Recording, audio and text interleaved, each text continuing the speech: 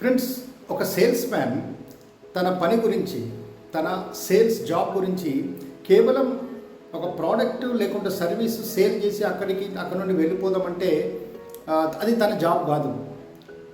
ఒక sales man తన వృత్తి గురించి ఏమనుకోవాలంటే, ఒక వ్యక్తికి లేకపోతే ఒక ఫ్యామిలీకి లేక ఒక ఆఫీస్లో ఉన్న సమస్యకి పరిష్కారం చూపడమే తన యొక్క పని. ఫర్ ఎగ్జాంపుల్, మిడ్ సమ్మర్లో ఆఫీస్లో ఎంప్లాయీస్కి లేకుంటే వాళ్ళ కస్టమర్లకి పెద్ద కష్టం ఏంటంటే వేడి గాలి.